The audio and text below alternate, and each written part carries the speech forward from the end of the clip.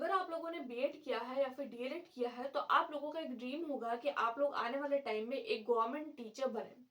Government teacher बनने के लिए हमारे पास में 3 कैटेगरीज होती है। एक होता है हमारे पास में टीजीटी का एग्जाम, एक होता है हमारे पास में पीजीटी का एग्जाम और एक होता है हमारे पास में पीआरटी का एग्जाम। अगर मैं बात करूं राजस्थान में पीआरटी के एग्जाम की, तो आप लोगों को पता होगा कि इसको हम लोग जो है वो as a third grade teacher बोलते हैं। और थर्ड ग्रेड टीचर के एग्जामिनेशन को क्लियर करने के लिए हम लोग अगर थर्ड ग्रेड का एग्जाम देना चाहते हैं तो उससे पहले हम लोगों को एक जो है वो एलिजिबिलिटी टेस्ट देना होता है। अगर हम लोगों का वो एलिजिबिलिटी टेस्ट क्लियर हो जाता है उसके बाद में हम लोग थर्ड ग्रेड एग्जामिनेशन देने के लिए अपीयर हो पाते हैं। मैं बात कर रही हूँ रीट एग्जामिनेशन की। अगर आप लोग राजस्थान से है या फिर आउट ऑफ राजस्थान से है और अगर आप लोग बीएड या फिर बीएसटीसी कर रहे हैं तो आप लोगों के माइंड में यही होगा कि कब फिर से रीट की वैकेंसी आएगी। क्योंकि जब मैंने बीएड किया था तो मैंने देखा था, मैंने बीएड में एडमिशन लिया था और एडमिशन लेने के जस्ट बाद में जो है वो रीट की वैकेंसी देखने को मिल गई थी और मैंने वो जो एग्जाम है रीट वाला वो दिया था। और जो रीट था वो एक एलिजिबिलिटी एग्जाम था, एलिजिबिलिटी टेस्ट था और मैंने जो वो एग्जाम है वो बहुत अच्छे मार्क के साथ में क्लियर किया था। इसकी मार्कशीट मैं आप लोगों के सामने थंबनेल में भी देख ली होगी और यहाँ पर साइड में भी लगा दूंगी, तो आप लोग एक बार उसको जरूर चेकआउट करिएगा। बात करूंगी कि रीट का एग्जाम होता क्या है, क्या क्यों हमको इस एग्जाम को देना चाहिए, किस तरीके से पेपर आता है और क्या मेरी स्ट्रेटेजी रही थी इस एग्जाम को देने के लिए और नेक्स्ट जो रीट का एग्जाम है वो कब हो सकता है। तो एक एक करके सारी बातों पर डिस्कस करेंगे, डिटेल में डिस्कस करेंगे। आप लोगों को एक ही वीडियो में जितने भी डाउट्स है वो सारे क्लियर हो जाएंगे। तो चलिए बिना किसी देरी के वीडियो को स्टार्ट करते हैं। सबसे पहले बात करूं मैं रीट एग्जाम की, तो देखिए रीट का एग्जाम जो होता है वो राजस्थान में लिया जाता है, जिसको हम राजस्थान टीचर एलिजिबिलिटी टेस्ट बोलते हैं, जिसको आरटेट भी बोल सकते हैं, आप लोग रीट भी बोल सकते हैं। ये एग्जाम जो होता है वो 50 मार्क का होता है और इस एग्जाम में किसी भी तरीके की नेगेटिव मार्किंग आप लोगों को देखने को नहीं मिलती है, सिर्फ एक एलिजिबिलिटी टेस्ट होता है। ये एग्जाम देने के बाद में अगर आप लोग इस एग्जाम में क्वालिफाई कर जाते हैं तो आप थर्ड ग्रेड एग्जाम देने के लिए अप्लाई कर सकते हैं थर्ड ग्रेड टीचर के रूप में। अगर आप लोगों ने बीएसटीसी किया है, देखिए ये जो एग्जाम होता है वो 2 पार्ट्स में डिवाइडेड रहता है। मैं इसके दोनों पार्ट्स आप लोगों के साथ में क्लियर करूंगी। एक जो होता है वो पेपर 1 होता है, पेपर 1 आता है और दूसरा जो होता है वो पेपर 2 आता है। एक होता है हमारे पास में पेपर 1, दूसरा होता है पेपर 2। सबसे पहले मैं बात करूंगी पेपर 2 की। अगर आप लोगों ने डीएलएड कर रखा है, डीएलएड अगर आप लोगों ने कर रखा है या फिर जिसको हम बीएसटीसी भी बोलते हैं, बीएसटीसी, अगर आप लोगों ने 12th किया है, 12th के बाद में डीएलएड या फिर बीएसटीसी कर रखा है तो फिर आप पेपर 1 के लिए अप्लाई कर सकते हैं। पेपर 1 जो होता है वो टीचर के लिए होता है फर्स्ट से फिफ्थ क्लास, यानी कि अगर आप लोग फर्स्ट क्लास से लेकर फिफ्थ क्लास तक के टीचर बनना चाहते हैं तो आप पेपर 1 का फॉर्म अप्लाई कर सकते हैं। इसमें आप लोगों को 5 सब्जेक्ट्स देखने को मिलेंगे। 5 सब्जेक्ट्स कुछ इस तरीके से होते हैं। पहला आता है सीडीपी यानी कि चाइल्ड डेवलपमेंट एंड पेडागोजी, यानी बच्चों से रिगार्डिंग बच्चों की साइकोलॉजी आप लोगों को देखने को मिलेगी। दूसरा होता है आप लोगों का ईवीएस, जिसको हम लोग एनवायरमेंट स्टडी भी बोलते हैं। तीसरा आप लोगों को देखने को मिलेगा मैथ्स। मैथ्स तो नॉर्मल मैथ्स ही होती है। उसके बाद में आप लोगों को 2 लैंग्वेज देखने को मिलेगी, एक होती है लैंग्वेज 1 और दूसरी होती है लैंग्वेज 2। अब आप लोग एज अ लैंग्वेज कोई भी लैंग्वेज चूज कर सकते हैं, लैंग्वेज 1, लैंग्वेज 2। मैं जनरली लैंग्वेज 1 जो है वो हिंदी आप लोगों के साथ में एज अ हिंदी शेयर करूंगी और लैंग्वेज 2 जो है वो आप लोगों के साथ में एज अ इंग्लिश शेयर करूंगी। क्योंकि मैंने खुद ने जब रीट का एग्जाम दिया था तो मैंने as a first language Hindi choose किया था, as a second language English choose किया था। आप इसको उल्टा भी कर सकते हैं, अदर कोई लैंग्वेज लाइक उर्दू, संस्कृत, वो भी चूज कर सकते हैं। एज यूजुअल जो आपको पसंद है, जो आपको इजी लगती है, जिसकी ग्रामर आपको अच्छे से आती है, उस सब्जेक्ट को आप लोग चूज कर सकते हैं। लैंग्वेज में ऐसा कुछ भी नहीं है, जो आपकी इच्छा हो आप लैंग्वेज चूज कर सकते हैं। मैं मेरे हिसाब से बताऊंगी क्योंकि मैंने जिस तरीके से एग्जाम को एनालाइज किया है, इस एग्जाम को मैं मेरे तरीके से बताऊंगी। ये इस तरीके से आप लोगों को 5 सब्जेक्ट पूछे जाएंगे पेपर 1 में। उसके बाद में हम लोग बात करेंगे पेपर 2 की। तो पेपर 2 में भी आप लोगों को फिर से सब्जेक्ट्स देखने को मिलेंगे। पहला आता है सीडीपी यानी कि चाइल्ड डेवलपमेंट एंड पेडागोजी, बच्चों की साइकोलॉजी पूछी जाती है, बच्चों का मनोविज्ञान।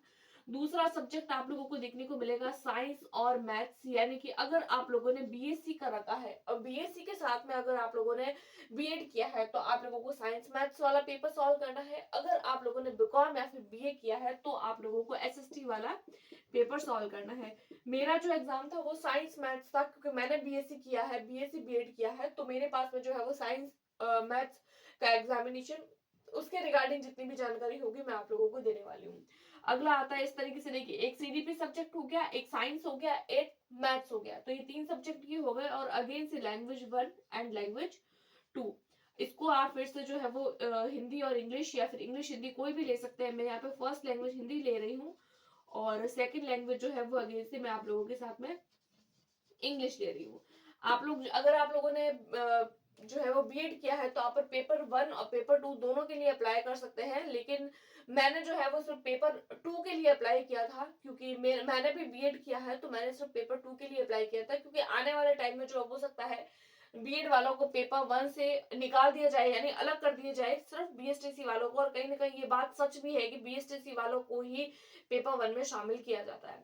तो ये 5 सब्जेक्ट्स आप लोगों को रीट के एग्जाम में पूछे जाएंगे। ये पेपर जो होता है पेपर 1, ये भी आप लोगों को 150 मार्क का देखने को मिलता है, और ये जो पेपर होता है ये भी आप लोगों को 150 मार्क का देखने को मिलता है। ये 150 मार्क का होता है, किसी भी तरीके की कोई नेगेटिव मार्किंग आप लोगों के नहीं होती है। 5 सब्जेक्ट आप लोगों को देखने को मिलेंगे, हर जो सब्जेक्ट होगा वो आप लोगों को 30-30 नंबर का देखने को मिलेगा, 30-30 मार्क्स का होगा हर एक सब्जेक्ट। और हर एक सब्जेक्ट में आप लोगों की कंपलसरी मार्क्स नहीं होते हैं कि इस सब्जेक्ट में आप लोगों को 90 मार्क लाने हैं, इसमें भी यानी 90% या 50% या 60%, ऐसा कोई भी सब्जेक्ट वाइज कोई भी इसके अंदर नंबर क्राइटेरिया फिक्स नहीं होता है। टोटल ओवरऑल मिलाकर आप लोगों को 150 में से 90 मार्क लाने हैं। 90 मार्क जो होते हैं वो इसके अंदर पासिंग मार्क होते हैं, अगर आप लोग एज अ जनरल कैटेगरी जो होते हैं वो फॉर्म फिल करते हैं। अगर आप लोग SC ST या OBC कैटेगरी से बिलोंग करते हैं तो फिर आप लोगों को 82 मार्क जो होते हैं वो कंपलसरी होते हैं पेपर 1 में भी। उसी तरीके से पेपर 2 में भी ऐसे ही रहता है, नेगेटिव मार्किंग नहीं होती है, 150 मार्क का होता है, सारे सब्जेक्ट्स 30-30 मार्क्स के होते हैं, और 90 मार्क आप लोगों के जनरल कैटेगरी में होते हैं, और 82 मार्क आप लोगों के जो है वो कैटेगरी वाइज होते हैं, अगर आप लोगों ने SC ST या OBC कैटेगरी से फॉर्म फिल किया है तो। ये तो हो जाती है कुछ सब्जेक्ट्स की बात। अब मैं बात करूं इसकी तैयारी की और इसकी वैकेंसी की कि वैकेंसी कब आएगी। तो देखिए मैंने इसका जो एग्जाम है वो मैंने देखा है कि एक जो है वो मैंने 2019 में एडमिशन लिया था बीएड में, और तभी हम लोगों को एक वैकेंसी देखने को मिली थी रीट की, तब मैंने फॉर्म फिल किया था। फिर वही पेपर आउट वाला सारा सीन देखने को मिला था, और फिर से जो है वो हम लोगों को रीट का एक दूसरा एग्जाम देखने को मिला था जो पात्रता परीक्षा के रूप में था।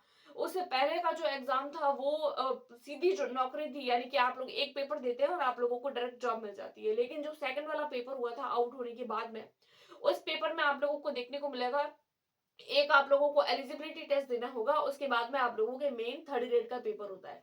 तो एलिजिबिलिटी टेस्ट दिया था, उसमें मेरा भी बहुत अच्छे मार्क्स है, जो मैंने थोड़ी देर पहले आप लोगों को अपनी मार्कशीट भी आप लोगों के साथ में शेयर करी है।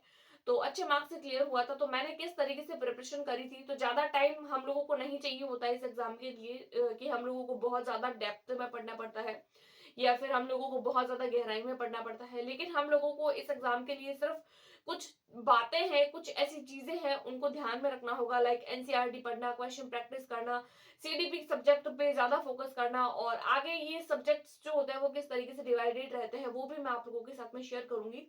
पहले जब रीट की वैकेंसी आई थी तो वो हम लोगों को लगभग 33 से 34 हजार के आसपास भर्ती देखने को मिली थी, लेकिन अब जो है वो अभी भी बहुत सारे पद खाली हैं। तो फिर अब देखते हैं नेक्स्ट वैकेंसी कब आएगी। अभी तक इसके बारे में कुछ कंफर्म नहीं कह सकते कि कब इसकी वैकेंसी आएगी या कब नहीं आएगी, हो सकता है अभी आए, हो सकता है बाद में आए, 1-2 साल बाद भी आ सकता है।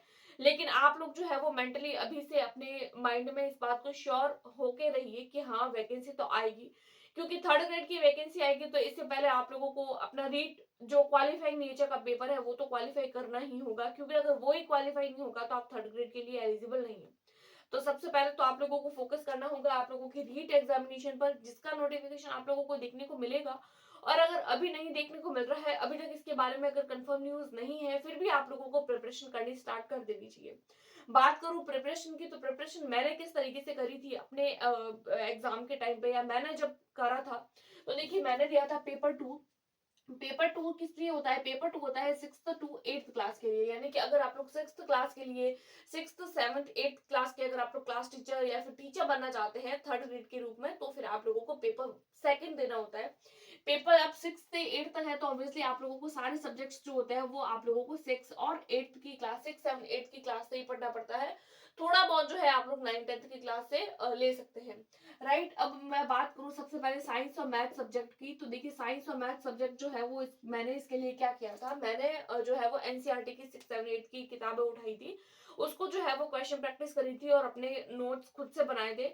2 से ढाई महीने की प्रिपरेशन करी थी, जिसमें मैंने स्टडी भी करी थी। मैंने इसके लिए कोई भी स्पेशल कोचिंग नहीं लिया था। सबसे पहले मैं आप लोगों को ये बता देती हूँ, इस एग्जाम के लिए मैंने कोई कोचिंग नहीं किया था। रीट के एग्जाम के लिए मैंने सिर्फ एनसीईआरटी बुक पर फोकस किया था और ज्यादा से ज्यादा जो है वो मैंने क्वेश्चन प्रैक्टिस करी थी। क्वेश्चन प्रैक्टिस भी मैंने सिर्फ यूट्यूब से देखकर, यूट्यूब की हेल्प से ही करी थी। बहुत सारे चैनल आप लोगों को ऐसे मिल जाएंगे, प्रीवियस ईयर किए थे। मैक्सिमम टाइम मैंने ऑफिशियल वेबसाइट पर जाकर प्रीवियस ईयर डाउनलोड किए और प्रीवियस ईयर के साथ में ही प्रैक्टिस करी। जब मेरा रीट क्वालिफाई हो गया तो उसके बाद में मैंने सीटेट का पेपर भी दिया, जो एज अ रीट जैसा ही होता है बिल्कुल, और वो सेंट्रल लेवल पर होता है, बस ये हम लोगों को स्टेट लेवल पर देखने को मिलता है। तो मैंने अपनी प्रिपरेशन का जो मेन बेस था वो एक तो एनसीईआरटी बनाया था, दूसरा प्रीवियस ईयर क्वेश्चन, और तीसरा ये था कि मुझे जो है वो ज्यादा से ज्यादा मैं क्वेश्चन प्रैक्टिस करती थी, क्योंकि जितनी ज्यादा आप लोग प्रैक्टिस करेंगे उतनी ज्यादा आप लोग क्वेश्चन को सॉल्व कर पाएंगे। तो ये कुछ मेरी स्ट्रेटेजी थी रीट एग्जाम को लेकर। आई होप आप लोगों को पसंद आई होगी। अगर आप लोगों को मेरी इन वीडियो से थोड़ा बहुत भी अगर आप लोगों को कुछ सीखने को मिला है तो आप मेरे चैनल को सब्सक्राइब करें, क्योंकि हम हमारे चैनल पर टीचिंग एग्जाम से लेकर जितने भी स्टेट के टीचिंग एग्जाम होते हैं या सेंट्रल लेवल के एग्जाम होते हैं टीचिंग को लेकर, उसके रिगार्डिंग हम बातें करते भी हैं और जो है वो एक दूसरे के साथ में शेयर करते हैं। मैं आप लोगों की से सीखती हूँ और आप लोग मुझसे मुझे जितना नॉलेज है मैं आप लोगों के साथ में शेयर करने की कोशिश करती हूँ। आई होप आप लोगों को आज की वीडियो पसंद आई होगी, तो चैनल को सब्सक्राइब करें, अपने दोस्तों के साथ में शेयर करें, और रीट की वैकेंसी का अगर वेट कर रहे हैं तो वेट मत करिए, बल्कि अभी से स्टार्ट कर दीजिए अपनी प्रिपरेशन, क्योंकि प्रिपरेशन अभी करेंगे तभी आप लोगों का जो है वो एग्जाम क्वालिफाई हो पाएगा, क्योंकि पढ़ाई अभी करेंगे तो आप लोगों के बाद में भी काम ही आनी है। तो आज की ये छोटी सी वीडियो थी। आई होप आप लोगों के लिए हेल्पफुल रही होगी। अगर हेल्पफुल रही है तो प्लीज वीडियो को लाइक करें, चैनल को सब्सक्राइब करें। Thanks for watching.